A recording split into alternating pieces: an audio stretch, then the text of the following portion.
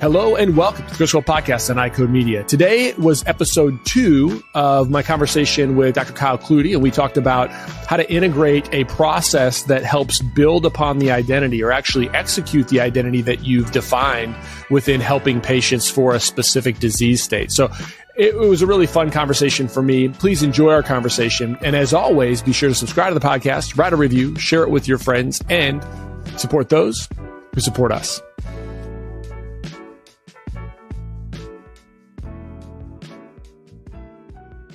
My patients with macular degeneration want clear and succinct recommendations from me related to products and solutions that can benefit their long-term ocular health and vision. To do this for my patients, I need to be confident that what I'm recommending will have a benefit to them. And that's why my supplement of choice is MacuHealth. MacuHealth is specifically formulated and clinically proven to rebuild and maximize macular pigment over a lifetime. This results in enhanced visual performance and aids in the treatment and prevention of age-related macular degeneration. I've discussed carotenoid absorption on this podcast with Dr. Nolans and Stringham, and MacuHealth uses a patented process called micromicelle technology. And this technology is clinically proven to increase carotenoid concentrations at the target tissue and deliver the highest level of bioavailability studied to date. MacuHealth has been great for my patients. We really feel like we have the ability to help those patients in all categories of macular degeneration. If you're not utilizing MacuHealth for your patients, check it out for yourself by contacting your MacuHealth representative.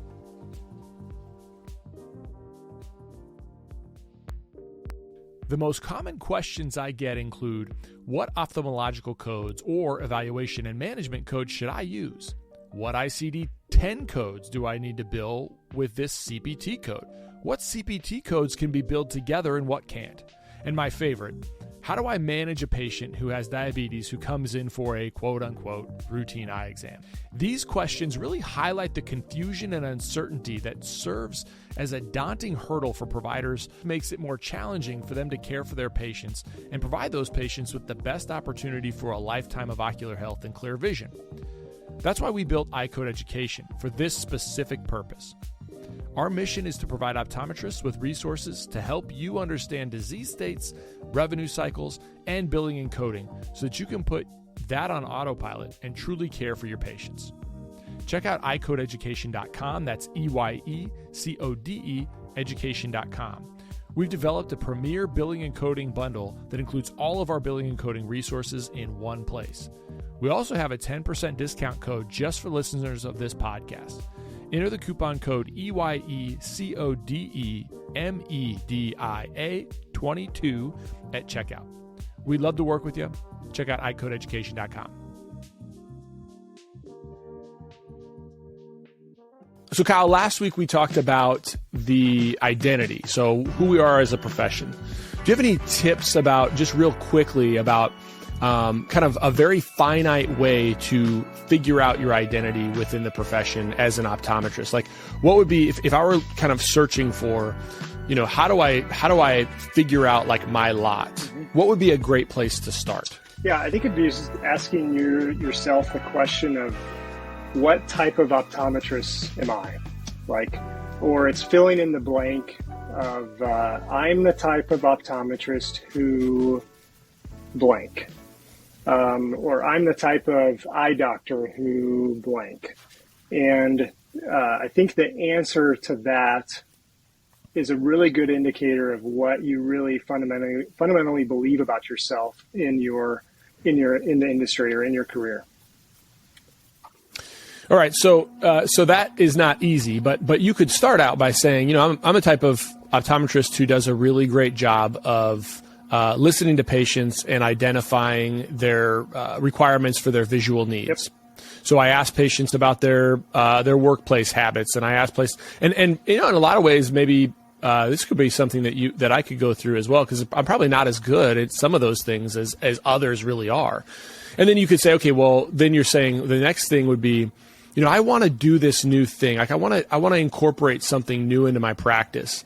So now what you're telling me is you could reflect on what you already do, how you already identify, and say there's really nothing about me that makes me not able to do this other thing in my practice. And so, and that then can become your identity. So as an example, we have Dr. Blumenstock, who's been with us now for about 7 months, since May. So yeah, 8 months.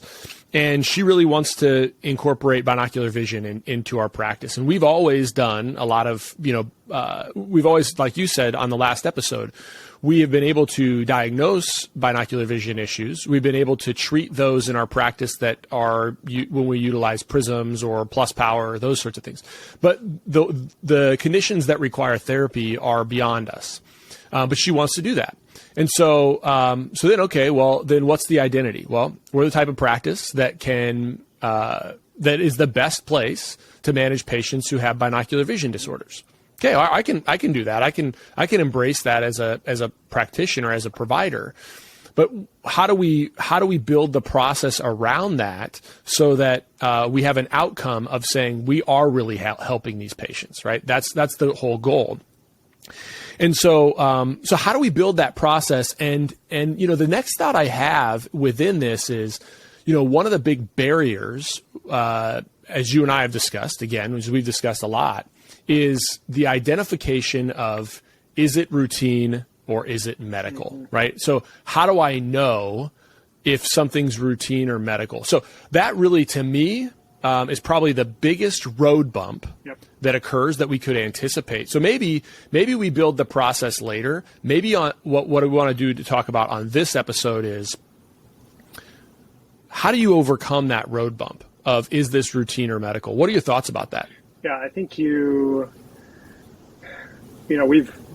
hashed out identity, all of that. You've got to have that first and foremost, that you are clear that you want to do this, that you have the belief that you can take care of the patient, the whole patient, whether it's through their vision plan or their medical plan. And then really, it just simply, like we're all taught, it's driven by the chief complaint, really simply. What is the patient there for? What is the patient expecting to use? What's the number one complaint or concern of the patient? It's not necessarily the first thing that comes out of their mouth. In my opinion, like when I talk to patients, a lot of times the first thing that they talk about really isn't actually the reason that they're there. It takes some prodding. It takes some questions. It takes a really good intake form with really well thought out questions to elicit specific results. So really, it's just, is this patient here to are they here to fill their prescription and get a refraction? Is that kind of at the end of the day what is going to make them most content and happiest with your care?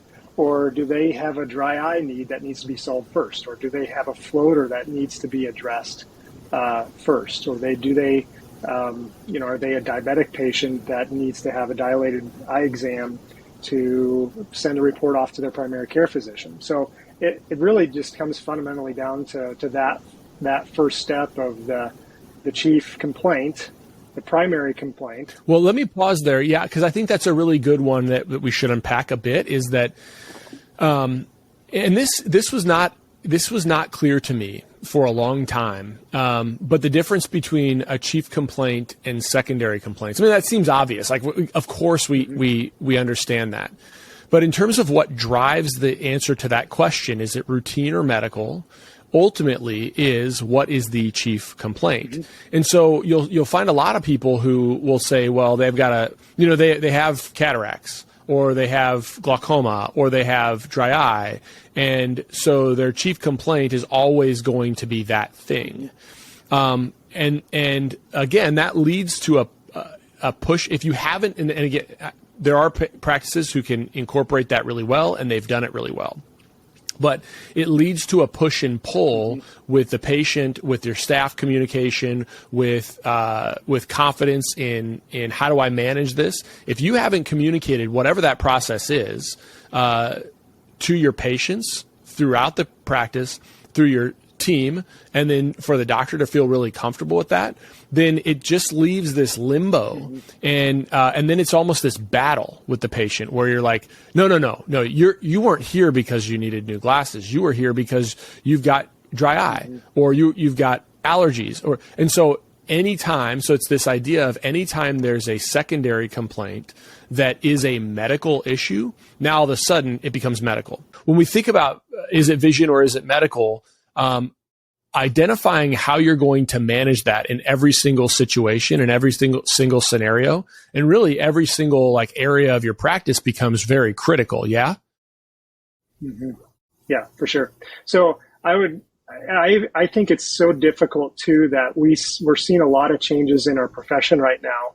A lot of people talk about this split that's happening. So because that there's so much confusion around not only confusion, but just an obstacle, and it's difficult to practice in a way that you're blending both of them together really, really well.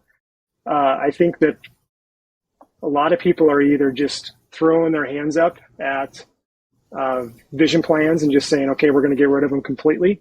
Or you have a shift towards a certain modality that it's like, no, I'm just going to do routine only and refer all the disease out. Or you've got on the other side, you've got practices that are saying, you know what, I'm just going to do medical only, and we're just going to do expert care of specific specialties. And all those are good. I think there's a place for all those. But what I don't want people to think is that there's not a good way to actually do it all. I really do think that there's a way to do it all. Yeah, I agree. And I think that's part of, so being able to identify and answer that question clearly to your staff and to your patients and give them a pathway to do that. And then how do you create that process? I think that's the thing is you and I talk about total patient care. People have heard me talk about that a lot. And really that total patient care allows you to understand, if a patient, how are we going to manage a patient that has this secondary complaint? Are we going to lump it all into the routine, or are we going to have a place to really attack that secondary complaint and really dive deeper into it so that we can address that patient fully? And so that kind of creates this idea of pillars within the practice. And so what you have kind of really thought within your practice is, how do you take a practice that is a primary care practice based on all the descriptors that you've discussed previously, and kind of expand it into adding new services like IPL, like widgets to express glands, like glaucoma care that wasn't being done at a high level before, because most of it was being sent out, not because they weren't appropriately taking care of patients, but just that it was not being done within the practice. So talk about building those processes in general that help us say, look, we can do both and we can navigate both. Yeah, great question. So it really comes down to like just deconstructing what we already do. Like, what do we already do? Just ignore some of the dry eye pillars, ignore glaucoma, ignore all of that. And just fundamentally, when you think of kind of, historical optometry, we prescribe glasses and contact lenses, right? And we sell them. So we've been okay for decades creating KPIs like capture rate for the revenue bucket of eyeglasses. We've been okay for decades of having capture rate for the bucket of revenue for contact lenses. Really, it's just applying the same exact mindset to those things as dry eye. So instead of having just think of a wheel, and the central hub is kind of like the center, the endpoint into your practice. And that can be through a vision plan. That can be just through their annual exam. It doesn't matter what that is. It's just that central hub is really just that annual you can call it a comprehensive exam, although I don't really care for that word anymore, but we can get into that later, I guess. But really just the annual vision plan, the annual routine exam, that's the central hub. And I don't care how you get there, but you just think of one spoke is eyeglasses, another spoke is contact lenses. Yeah. And I think you're putting it up on the,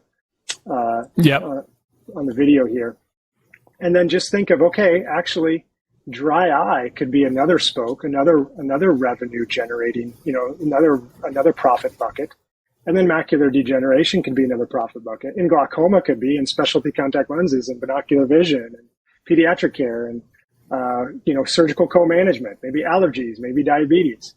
But it's really looking at those individual pieces and, like I said, deconstructing how did I get to the point where my staff was trained to carry out my prescription for contact lenses and then have the patient purchase lenses for my practice.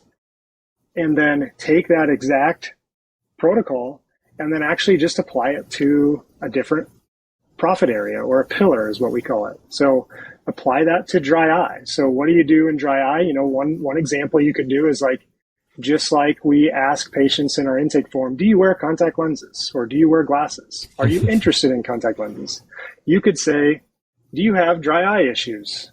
Do you use eye drops consistently? Do your eyes ever feel itchy or gritty, or do you have intermittent, blurry vision? Those are 4 really good questions to get to the bottom of whether a patient has dry eye or not.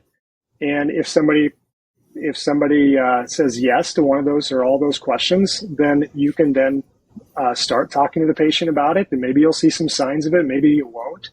But the next step then, just like you would with contact lenses, is create a plan for that patient. So instead of prescribing contact lenses, you would say, hey, we talked about this for dry eye. I think you might have some dry eye issues, but in order for us to know exactly how to help you more, we'd like to have you back for a follow-up examination. I want you to start on these, 3 things. This tends to help a lot of patients, especially patients like yourself, with your symptoms and signs. But in order to really treat this well, we want to get you back in 3-4 weeks to investigate this more and then move on. So it's very similar to, hey, I finalized your glasses prescription. You had a little bit of a change in your right eye. I recommend this lens for your eyeglasses, and my optician is going to be here in 2 minutes to bring you out to the optical and show you some of our great frame options for you to choose your new frame. And then you're tracking that number for your eyeglasses. So start tracking the number of patients that you talk to about dry eye, and just see how you're doing, how many of those patients you're actually capturing, and then start modifying the way that you're talking to patients, the way that you're educating patients, and then start thinking about, how am I going to bill for this? How are we going to code for this next exam? And then start thinking about, how am I going to educate this patient more so that when they come back in, they have kind of done some homework on their own, so they know what to expect at this next appointment. So it's really just doing what we've already done, but then just applying it to all these other areas in the practice. I love that so much because, what happens in a lot of cases is that we try to make new technologies and new things we bring into the practice. We try to somehow make them, I don't think we try, but we think about them as different than what we're already doing. And when you can think about them, like you can look at your practice and say, yes. And so you're kind of like, my practice is successful doing these things. Well, what makes it successful? There is a process in place that makes it successful. But for some reason, so my question always is, why are we deviating from the process? Like when I help practices, and when you and I have discussed this as well, so now you've acquired another practice. So you've got 2 practices that you're going to be able to do these things. So you're having to kind of manage this same thing of like, when I talk to other practices as well, it's like, okay, well, this new thing that you're going to do, right? So you brought up dry eye, so we'll talk about dry eye. So you're going to incorporate a focused dry eye approach in your practice. Well, you've basically followed steps to be able to deliver eyeglasses and contact lenses to your patients. You've followed a certain pathway. Then the first question I want to ask about this practice is, does this new thing that you're going to help patients with, is there something fundamentally different about it that you couldn't follow that same pathway that you're following for glasses and contacts for this new thing? If the answer is yes, then we're going to have to figure out a completely new process. But what you're saying, and what I agree with, is that if the answer is no, and most often it is no, why would we deviate from a process that's working for us in that specific practice? And the reality is that one of the biggest challenges is, as you know, is that if you bring in a new widget like IPL and you listen, unfortunately, you listen to what the companies tell you about how to do this in your practice, they aren't thinking about it the way you're thinking about it. And so their process might be completely different and feel totally unnatural or feel salesy or feel artificial. And when that happens, the patient can sense it. And actually, yes, when the patient can sense it and doesn't follow through with your recommendations and your prescriptions, they're actually worse off for it because they weren't able to access, because it didn't feel right. They weren't able to access the full treatment paradigms that were open to them that could benefit them.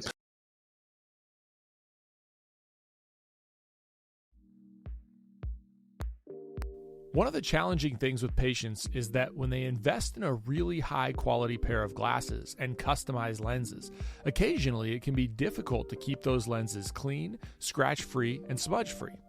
Now, we have the ability with Crizal Sapphire HR lenses to offer our patients a best-in-class anti-reflective coating that is also resistant to scratches, smudges, and deposits. This means that patients spend more time enjoying clear and comfortable vision and less time caring for their lenses. So remember that you can provide patients with the best in quality, best in class, transparency, clarity, durability, and UV protection in a single Crizal coating. If you want to learn more about Crizal Sapphire HR, contact your Essilor account executive or visit essilorpro.com/Crizal.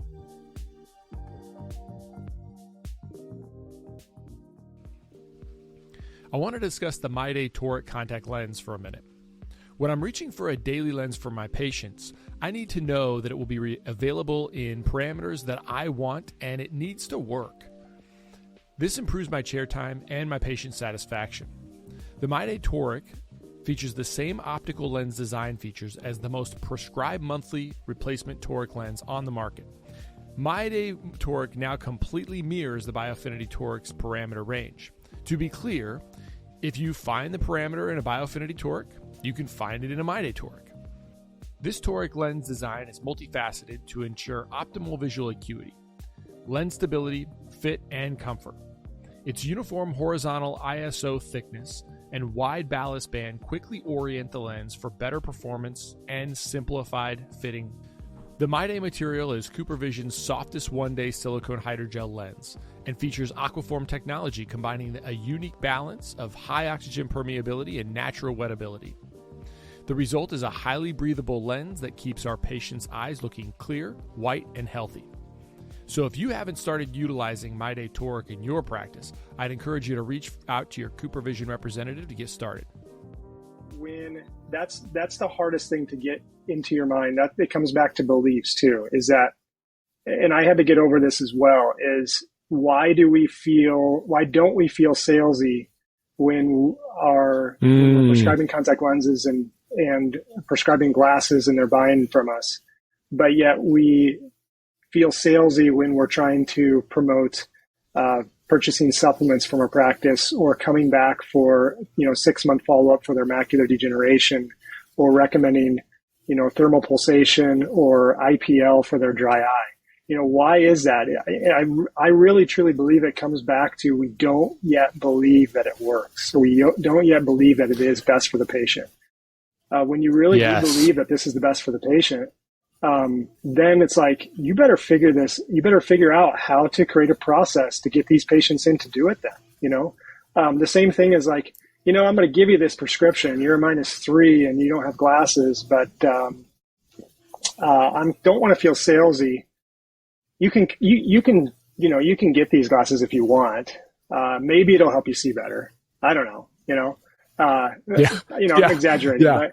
But in a sense, that's kind of what we're doing when we're not believing in the treatments. And obviously there's a ton of, we're not into the space right now of what we've talked about in the past about the uncertainty of evidence and all that. We can get into that, but, but you do have to have a belief in that this truly is the right thing for my patients and they're actually going to benefit from this.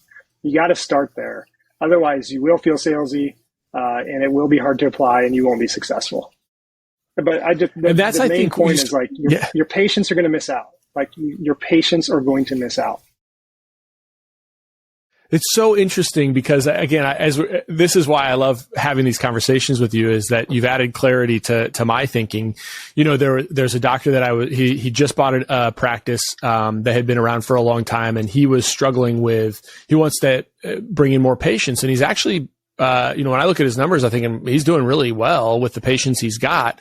Why would you necessarily want to add a low-paying managed vision care plan to your practice if you already have this pool of patients that are willing to, that are willing to have copays and deductibles with their medical insurance, and they want to see you?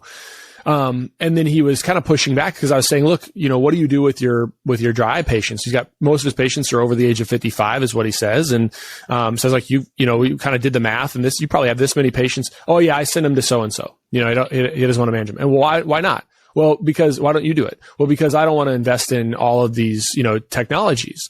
And I said, well, you have a slit lamp, you have sodium fluorescein and lissamine green, and you can ask patients questions, and you can, start the process. Yeah. And what you just said that dawned on me in that whole conversation is, if we really break down like what we do as speakers, the continuing education, probably the reason that continuing education is broken, is largely because those speakers are purely there to change identity. Like I am trying to convince you when I'm speaking, and not really, I mean, this is strong terms, but I'm trying to convince you of the importance of managing dry eye or glaucoma or cranial nerve palsies or whatever it is. I'm there trying to show you this is important. And why is this important? And what do you do? But we completely miss in how do you do this in practice? How do you actually communicate this? How do you order a CT or an MRI? I mean, you could talk about it, but like, unless you're actually there to try to navigate, okay, who's going to call over to the scanning, department at the hospital or the local imaging center. Well, that seems foreign, even though we do it all the time with other stuff. And so like, that's almost about the identity, but COPE can't even wrap their minds. Our continuing education certification can't even wrap their minds around the fact that if we're talking about how are we going to identify these problems early on with an intake form like you're discussing, how are we going to think through like the nuances of billing and coding and the nuances of communication with the patient? How does this sound when I talk about it? And when it doesn't feel right, how do I make that better? And how is my staff going to actually like integrate that into the practice? So it dawns on me as you're talking about this is that and maybe it's not even about the identity, because it's also about the perspective that this doctor in particular thought. It was the belief. Yeah, it was the belief that in order for me to be a good ocular surface disease manager or dry eye manager, I have to have a whole bunch of other stuff. And that's just not, that's not an accurate belief. And not even to get into the fact that he can't figure out how to incorporate the process into his practice. And he has lots of mechanisms that he's incorporated other great things into his practice. And he's a great doctor. So that's just really interesting, your point about that. Yeah, and I think, to continue to elaborate on it, it's like, what is another thing going back to what we talked about in the previous podcast about James Clear's Atomic Habits, he talks about small wins, those actions to reinforce identity. How you reinforce your identity are small wins or small actions. So what are the smallest things you can do daily to tell yourself or to retrain your mind to make those beliefs real? I think in terms of dry eye, applying that to dry eye, it's like, okay, what is a small win? I think it's probably like every time I see a little bit of lid telangiectasia, or every time I see MGD, any signs, a cap gland or anything like that, maybe it's holding myself accountable to recommending warm compresses and lid hygiene. And then it's making a $500 investment in products at your office and you maybe package them up in a little like dry eye starter kit, and you go from there. And every time you do find a sign of dry eye or sign of MGD, then you're making that recommendation. And you can just maybe start there, not even have the patient back, but just hold yourself accountable to that. And once you start doing that, that will reinforce this identity of like, hey, I'm finding this, I'm looking for this. And honestly, like, it's the same thing with that little, meibomian secretion score or meibomian gland, secretion score. The meibomian gland evaluator. Evaluator. You start doing that on every patient. You just start looking at lids, and you're just going to start being like overwhelmed with how many people have this issue. And that will continue to reinforce it. And then that just kind of snowballs into the point of you thinking, I need to start investing in some equipment because I have so many patients I need to help, and I think that does take a mindset shift. When you see all those patients, you're probably not going to just want to detect and refer them, because you're going to realize like, hey, this is a significant portion of my patients that I'm sending out. What are they going to start thinking of me? So, just as my, I'm not putting down anybody. I'm just that's what would go through my mind of like, gosh, I'm 3-4 patients out of my day of 15 patients a day, I'm actually referring out for dry eye because they have these issues. So it's just those little incremental things that you can do that really make a big difference to start out. Yeah. Yeah. So I think, to kind of wrap this up, we could keep, I have a whole bunch of other things that we could talk about. We probably will over time, but to wrap this up, it seems to me that, we have our identity. We kind of finished up the last podcast talking about that. And then how do we kind of refine that with new things that patients, that we can serve patients, primary needs. And then we create processes, and there's about a 5-step process that you and I have identified to say, look, if you follow these things, you can mirror exactly what you're already doing in one other area of your practice, and you can make most things in your practice look like that other thing, so it never feels foreign. And then you kind of take that approach, and you can have metrics to kind of, identify whether you're successful or not successful, or how do you use those metrics to kind of adjust things. What other final thoughts do you have related to that process or related to integrating a total patient care model that I'm missing there, Kyle? I think that just regarding maybe some of the pushback on it, I really do think that this is a model for every single optometrist, no matter what your modality. I think people might look at this like, oh, I'm taking care of the whole patient, I can't do this. Maybe I'm in a corporate setting. I don't think that's true. I think you're getting the patient in for their annual vision exam, and you could do what we just talked about. You could invest in some breather masks, some warm compress masks, and whatever you'd like for lid hygiene, and start selling that, and then just get started that way. You can create a pillar in your practice in those settings for having them back for their maybe 6-month DFE for macular degeneration, and maybe you have a camera there that you could use. So I don't think this model is specifically for guys like you and I that are in independent private practices. I don't think that's correct at all. I think really it's a model that anybody can apply and use at the smallest level of just like creating 1 or 2 pillars or 1 or 2 profit areas, or what we hope is what most optometrists take the whole thing, and once you apply one area profit center, you're going to realize, okay, that took a lot of work, but now I know the structure and system. I can now apply this to 6 or 7 more areas, and that's what I think is so powerful about that framework, is that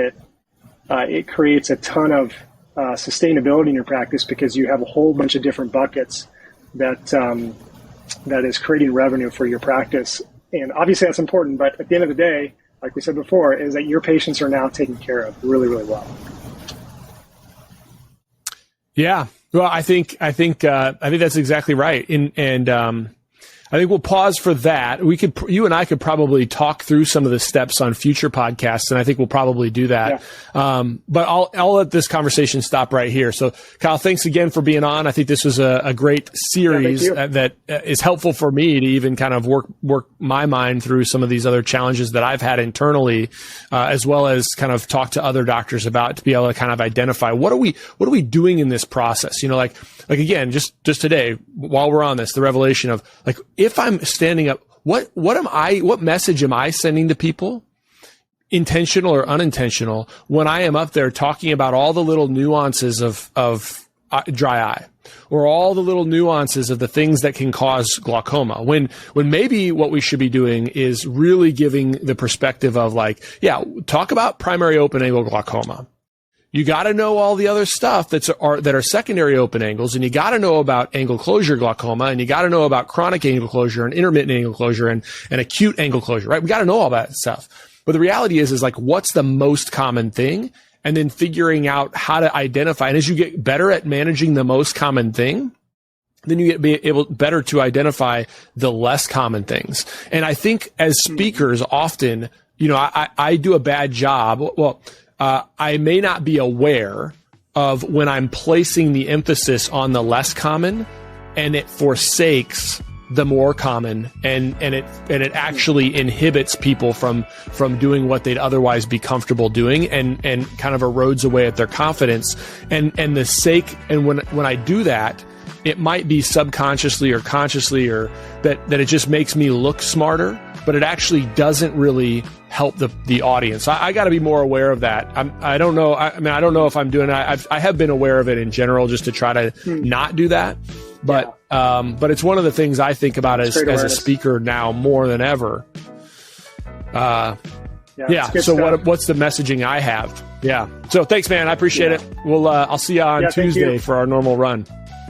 You bet, man. Sounds good. Have a good one. Have a great day.